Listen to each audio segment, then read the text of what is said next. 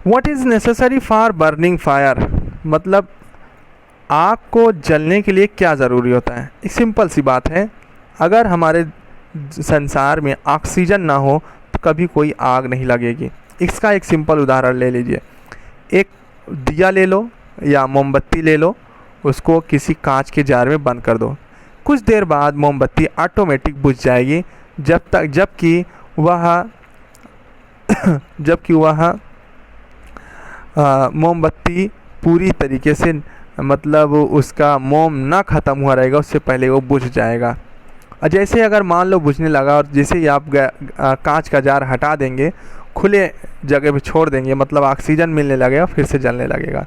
ठीक है। हाँ, एक चीज़ और बता देता हूँ, कार्बन डाइऑक्साइड जो होता है वो आग को बुझाता है। जो आग बुझाने वाले यंत्र होते हैं उसको फायर एक्सटिंग्विशर कहते हैं। क्या कहते हैं? Fire extinguisher. ठीक है, वो आग को बुझाते हैं।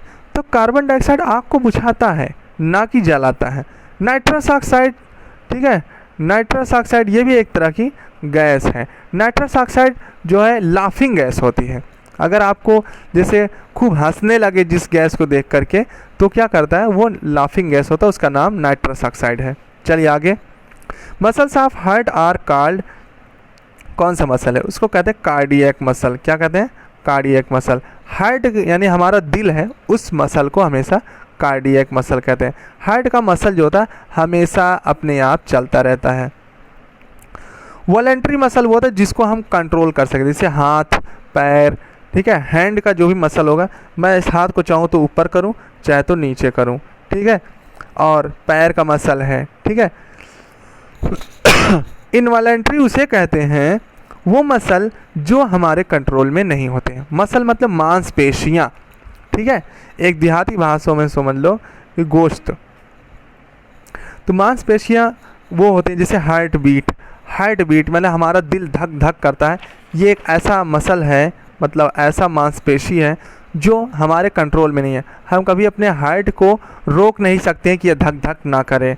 ब्लड सर्कुलेशन, ब्लड सर्कुलेशन मतलब खून का जो दौरा चलता है हमारे शरीर में, इसको हम कभी रोक नहीं सकते, ऑटोमेटिक होता है। लीवर हमारा ऑटोमेटिक काम करता है। ठीक है, नर्व्स, हमारे नसें ऑटोमेटिक चलती हैं, ये हम रोक नहीं सकते। जिसको हम रोक नहीं सकते हैं या जो हमारे अकॉर्डिंग काम नहीं करती हैं, ऑटोमेटिक काम करती हैं, वो उसको इनवॉलेंट्री जो है मसल्स कहते हैं। चलिए आगे चलते हैं। अगला क्वेश्चन है, in which year Dandi March to place. थोड़ा सा मैं बता दूंगा डांडी मार्च है क्या। डांडी मार्च जो है, जब नमक का दाम बहुत ज़्यादा बढ़ गया था तो गांधी जी ने क्या किया, गांधी जी ने एक आंदोलन चलाया जो डांडी तक जाता था। जो आंदोलन डांडी तक था, वो आंदोलन 1932 में शुरू हुआ। किस मामले में? नमक के दाम बढ़ाने के बढ़ गया था, उसके विरोध में कि नमक का दाम इतना नहीं बढ़ना चाहिए, उसे घट जाना चाहिए। अंग्रेज़ों ने नमक का दाम बहुत बढ़ा दिया था, तो उसके विरोध में गांधी ने ये मार्च, डांडी मार्च शुरू की थी 1932 में। चलिए आगे। The system that supplies blood to all part of the body is. उस सिस्टम का नाम बताओ जिसमें ब्लड सप्लाई होता है, उसको कहते हैं सर्कुलेटरी सिस्टम। ठीक है, सर्कुलेटरी सिस्टम होता है जो ब्लड का सप्लाई करता है। और रेस्पिरेटरी सिस्टम होता है सांस वाली क्रिया। रेस्पिरेटरी का मतलब होता है सांस लेने की क्रिया जिसमें चलती है, वो रेस्पिरेटरी सिस्टम। एक्सक्रीटरी सिस्टम ये होता है, उसको कहते हैं जिसमें कोई चीज़ हम बाहर निकालते हैं, जैसे पेशाब, पाखाना, लैट्रिन, ये सारी चीज़ें, या पसीना, ये सारी सिस्टम ये हमारे शरीर से बाहर निकलता है। बाहर निकालने को एक्सक्रीटरी सिस्टम कहते हैं, एक्सक्रीटरी सिस्टम कहते हैं। नर्वस सिस्टम ये है, हमारे नर्व्स, नसों के संबंध, नसों यानी हमारे शरीर में जो मैसेज जाता है ब्रेन तक, वो सारे सिस्टम नर्वस सिस्टम में होता है।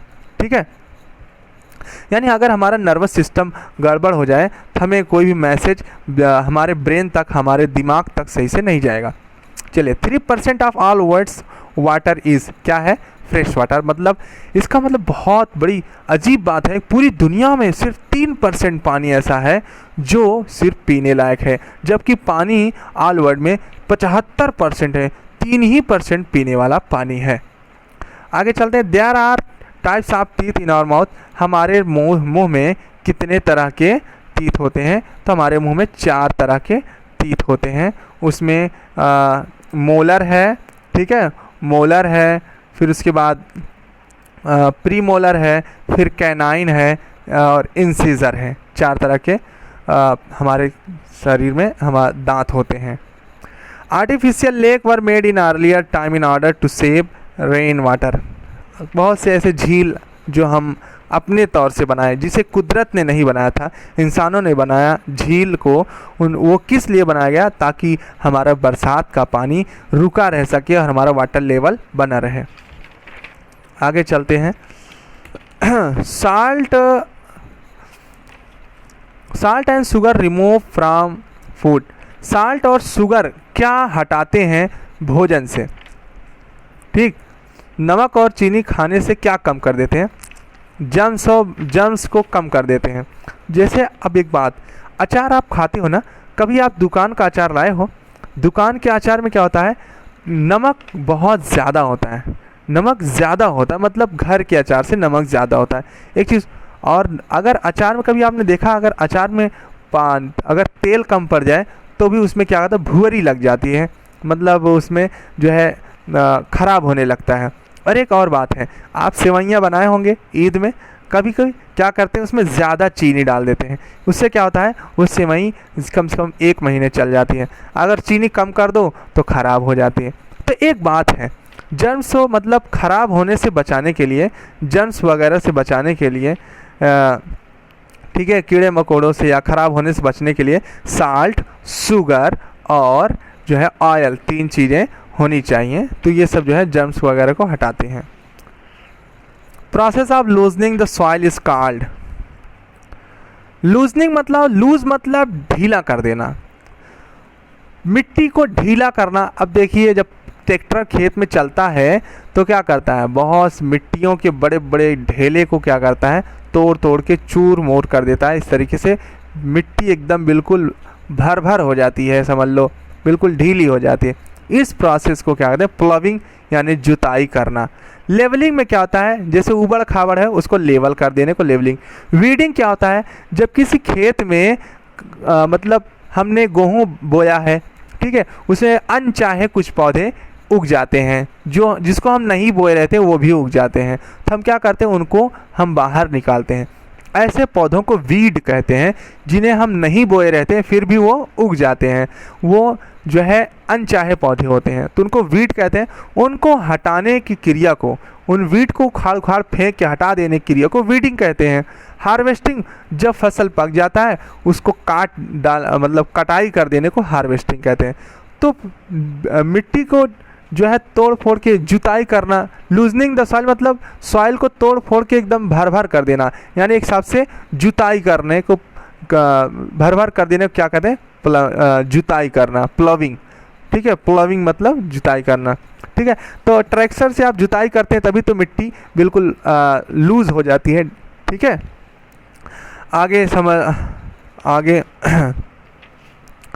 अगला सवाल है, विच nutrients protect us against disease. कौन सा न्यूट्रिएंट्स हमें डिसीज से बचाता है? तो न्यूट्रिएंट्स ये भी है और ये भी है, ये भी है। बता दें, विटामिन और मिनरल्स जो होते हैं हमें बीमारियों से बचाते हैं। किससे बचाते हैं? बीमारियों से बचाते हैं। फैट और कार्बोहाइड्रेट्स हमारे शरीर को ऊर्जा देती हैं, ताकत देती हैं। ठीक है, प्रोटीन हमारे शरीर को मजबूत बनाती है, बॉडी बिल्डिंग है। ये क्या बॉडी बिल्डिंग है? और ये डिसीज़ प्रोटेक्टिंग, डिसीज़ से बचाता। फैट और कार्बोहाइड्रेट एनर्जी गिविंग फूड है। ठीक है, तो आपने समझ लिया होगा फैट और कार्बोहाइड्रेट क्या होता है? एनर्जी देता है। चावल में कार्बोहाइड्रेट बहुत होता है, ठीक है, तेल वाली चीज़ों में फैट होता है, ठीक है, चर्बी जिसमें होता है, ठीक है, विटामिन और मिनरल। ठीक है, ये ए बी सी डी ये सब विटामिन होते हैं। ठीक है, आगे इग्लू इज़ मेड अप ऑफ। इग्लू किससे बने होते हैं? तो इग्लू बर्फ़ से बने होते हैं। बर्फीली जगह में जो है, बर्फीली जगह में जो बर्फ़ से बिल्कुल ढके हुए थे हैं घर, उनको इग्लू कहते हैं। ठीक है, बस सिंपल सी बात है। हाँ, poisonous teeth of snake are called. Snake के जो पॉइजनस जहरीले टीथ होते हैं उनको हम क्या कहते हैं? फैंग्स कहते हैं। क्या कहते हैं? फैंग्स कहते हैं। स्केल वो होते हैं जो सांप के नीचे जो ऐसे इस तरीके से रहता है, आपने देखा होगा नीचे, उनको स्केल करा, स्केल के जरिए से सांप आगे बढ़ते हैं। ठीक है। Cloud, dew, fogs are example of, अभी हमने बताया जब भाप ठंडा होता है तो पानी बनने लगता है, तो कंडेंसेशन होता है। एक हिसाब से फॉग और ड्यू, ये सुबह सुबह आप उठते हैं जब ठंडी के मौसम में तो बहुत सारा धुंध सा रहता है, वो सब क्या होते हैं, कंडेंसेशन की क्रिया होती है। ठीक है। ठीक। और धीरे धीरे आप क्या करते हैं, अगर उसी कोहरे में आप खड़े हो जाएं, धीरे धीरे आप क्या हो जाएंगे, भीग जाएंगे ना। भीग जाएंगे इसका मतलब क्या हुआ, वो धुंध क्या हुआ, पानी बन गया। तो भाप से पानी बनना ही क्या होता है, कंडेंसेशन। तो एक हिसाब से ड्यू, फॉग और क्लाउड ये कंडेंसेशन का एग्जाम्पल है। फादर्स ब्रदर को क्या कहते हैं भाई, आप बाप के यानी अब्बा के भाई को क्या कहेंगे, चाचा कहेंगे। चाचा इसमें है ही नहीं। ठीक। तो नन ऑफ दिस। अगला सवाल है, न्यूबॉर्न आंट आर नोन, सबसे चींटी जब शुरुआत में पैदा होती है उसको क्या कहते हैं, उसको लार्वा कहते हैं। ड्रोन कहते हैं मधुमक्खियों को। कैटरपिलर कहते हैं जो है तितली के बच्चों को। ठीक है। तितली के बच्चों कैटरपिलर कहते हैं। A person who goes into space is called, एक आदमी जो स्पेस मतलब अंतरिक्ष में जाता है। अंतरिक्ष कहाँ होता है जानते हो, जब चांद में आदमी जाने लगता है ना, वही अंतरिक्ष है। वहाँ जो है हवा नहीं है। ठीक। वायु का, एयर का कोई भी पार्टिकल वहाँ नहीं है, उसको स्पेस कहते हैं। जैसे आप दौड़ते हो तेज़ी से तो आपको क्या लगता है, आपको हवा के बहुत से छोटे छोटे कण आपको टकराते हैं, है ना, टकराते हैं। लेकिन आप स्पेस में जाओगे तो आपसे कोई हवा के कण नहीं टकराएंगे, उसको स्पेस कहते हैं। तो जियोलॉजिस्ट उसे कहते हैं जो जियोलॉजिस्ट मतलब जो रॉक, चट्टान के बारे में पढ़ाई करते हैं उनको जियोलॉजिस्ट कहते हैं। साइंटिस्ट हो जो साइंस के बारे में पढ़ाई करते हैं साइंटिस्ट कहते हैं। आर्किटेक्ट उन्हें कहते हैं जो डिज़ाइन वगैरह निकालते हैं, उनको आर्किटेक्ट कहते हैं। लेकिन इसमें स्पेस के बारे में नहीं दिए, जैसे नन ऑफ दिस। स्पेस के जो जाते हैं उसको एस्ट्रोनॉट कहते हैं, अंतरिक्ष यात्री कहते हैं उसे। ठीक है, astronaut. Matter exist in, matter किसमें किसमें एग्जिस्ट, कितने तरह के मॉडल में एग्जिस्ट होता है, 3 तरह के रूप में, 3 स्टेट में होता है। कौन कौन से, सॉलिड, लिक्विड और गैस। Solid, liquid, gas. एकदम सिंपल से एग्जांपल बताओ, अगर आप पानी को बहुत ठंडा करते हैं 0 डिग्री सेल्सियस पे और थोड़ा ठंडा करते हैं तो क्या करता है, बर्फ़ बन जाता है। बर्फ़ एक सॉलिड का एग्जांपल है, यानी ठोस हो गया, उसको ठोस कहते हैं। जब बर्फ़ को गर्म करते हैं तो क्या होता है, पानी बन जाता है, उसी को लिक्विड कहते हैं। लिक्विड मतलब बहने वाली चीज़। जब पानी को और जब गर्म करते हैं तो भाप बन जाता है, यानी गैस का रूप धारण कर लिया। तो इस तरीके से स्टेट, मैटर मतलब कोई दुनिया में जितनी चीज़ें सब मैटर है, उनकी 3 अवस्था होती है, या तो वो ठोस होगी, या तो वो लिक्विड होगी, या तो गैस होगी। तो मैटर के सिर्फ 3 स्टेट होते हैं। ठीक है। Which gas is used for cooking in houses, घर में कौन सी गैस इस्तेमाल होती है, वो एलपीजी होती है। एलपीजी का फुल फॉर्म होता है लिक्विफाइड पेट्रोलियम गैस। एक तरीके से एक पेट्रोलियम गैस होता है, मतलब चट्टानों के अंदर से पाया हुआ गैस होता है। लिक्विफाइड मतलब जिसको लिक्विड के रूप में हम गैस में हम जो है सिलेंडर में इकट्ठा किए रहते हैं। जैसे जैसे हाँ हम बर्नर खोलते हैं, गैस को खोलते हैं, वो धीरे धीरे गैस में कन्वर्ट होता रहता है और जलता रहता है। सीएनजी तो हमने देखे होंगे, इसको कहते हैं कंप्रेस्ड नेचुरल गैस। ये एक प्राकृतिक गैस है, नेचुरल गैस है। ये सबसे चट्टानों की ऊपरी सतह में पाया जाता है। ये कार वगैरह में, कार में इस्तेमाल होता है। हाँ एक बात और है, सीएनजी एक ऐसा गैस है जो प्रदूषण मतलब पॉल्यूशन से बचाता है। ठीक है। तो आजकल हम देखे होंगे शहरों में सीएनजी गैस का इस्तेमाल होने लगा है, कार वगैरह में। ठीक। और एलपीजी घरों में इस्तेमाल होता है। चलिए, डॉग्स बाइट में काज, अगर कुत्ता काटता है तो हमें कौन सी बीमारी होती है, रेबीज़ होता है। रेबीज़ एक बहुत ख़तरनाक बीमारी होती है। रेबीज़ एक बहुत ख़तरनाक बीमारी होती है। ठीक है। रेबीज़ काटने से हम पतले हो जाएंगे, हमें नहाने से डर लगेगा। ठीक है। बहुत सारा खतरा होता है। मलेरिया प्रोटोजोआ से होता है। कॉलरा भी जो है बैक्टीरिया से होता है, और टीबी भी बैक्टीरिया से होता है। ठीक है। टीबी बैक्टीरिया से होता है, कॉलरा भी बैक्टीरिया से होता है। चलिए, नेचुरल सैटेलाइट ऑफ अर्थ, एक ऐसा सैटेलाइट उसको कहते हैं जो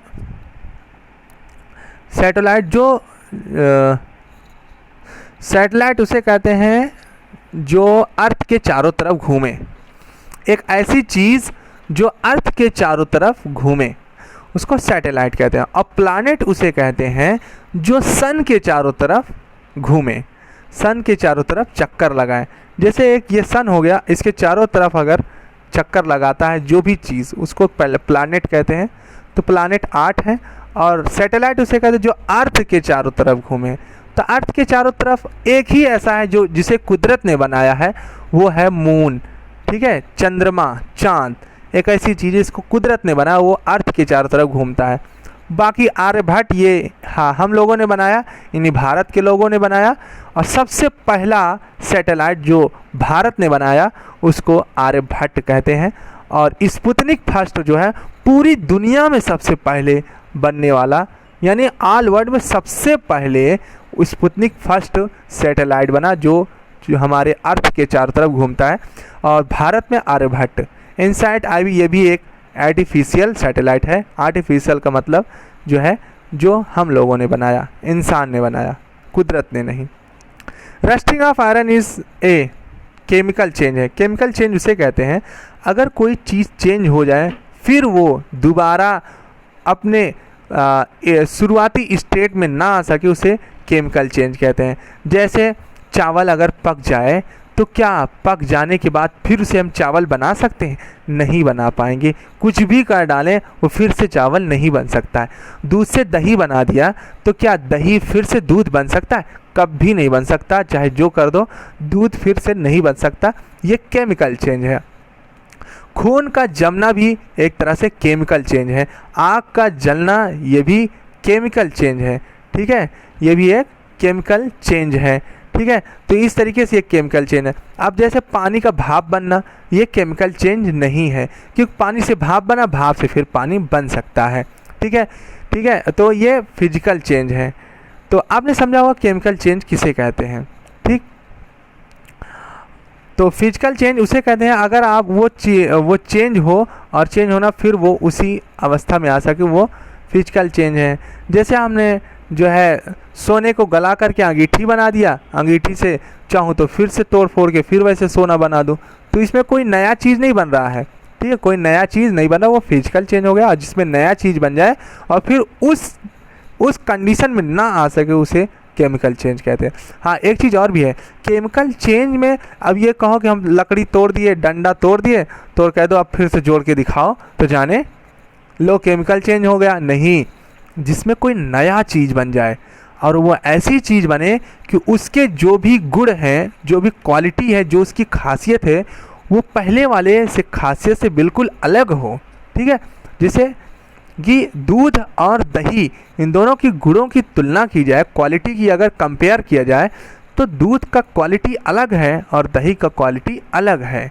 ठीक है, तो ये होगा। अब आपने लकड़ी तोड़ दी, लकड़ी तोड़, अब भी तो लकड़ी ही है, क्या लोहा बन गया? नहीं, तो ये फिजिकल, ये केमिकल चेंज नहीं है। ठीक, अगला आता है कि outer most layer of earth is called.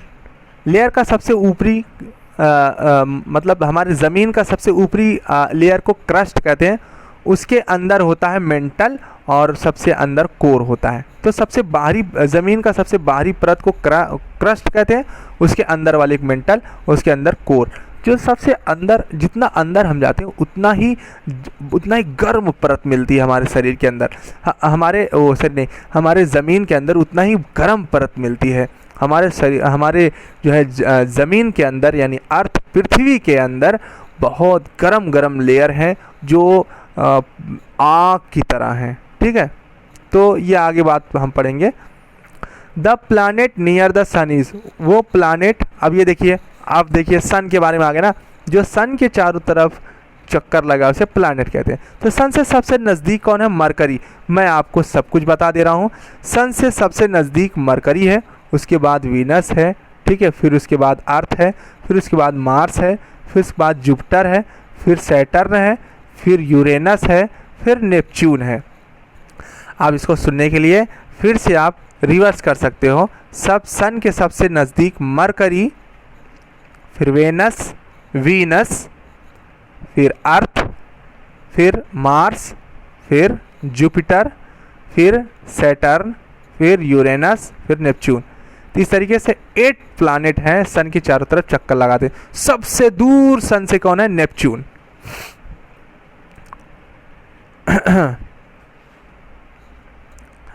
अब अगला सवाल है things that are of no use, ऐसी चीज़ें जो जिसका कोई इस्तेमाल है, वेस्ट मतलब ख़राब चीज़ें, उनको वेस्ट कहते हैं, कूड़ा करकट। अब आ गया आपका जो है GK, capital of Uttar Pradesh.